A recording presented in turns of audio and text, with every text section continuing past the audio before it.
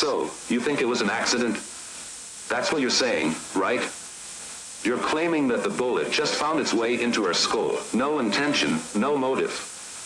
It's like you're staring at a broken clock, waiting for it to tell the right time, now realizing the gears are rusted, Drew. You don't get it, do you? It was a centipede, man. Crawling up her spine, pulling wires, rearranging her thoughts. And I thought, no, I knew, it was just part of the wallpaper, something we could ignore.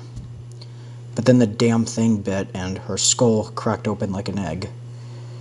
I swear, I thought it was a game, but that's what I told myself all those years. We were just playing the game. You can try to dress it up with all your surrealist bullshit, but the fact is, you pulled the trigger. You put a bullet in her. There's nothing poetic about that. See, that's where you're wrong. The bullet wasn't a bullet. It was a scarab. A beetle running through time, gnawing at the minutes. And her laugh, it was like a glass breaking on a hot stove. And that's when the beetle went into her brain. I just stood there, watching it happen in slow motion. Like a projector reel that's been left out in the sun too long. Everything melting, dripping, curling at the edges.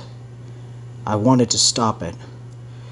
But, you see, the gun wasn't a gun. Not really. It was more like a mirror, reflecting a million different me's. And each one of them was holding the gun. But none of them were real. This is insane.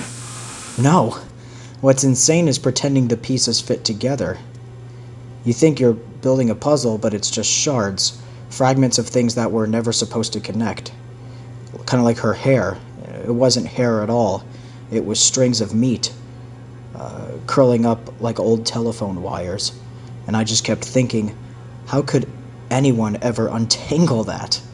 How could anyone fix what was already broken? And yet I kept pulling the trigger, kept telling myself it was just a game. It was just a game.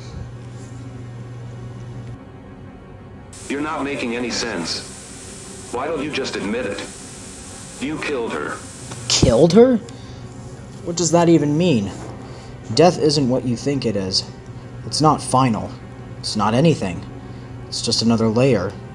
Just another layer of paint on the wall, on the canvas.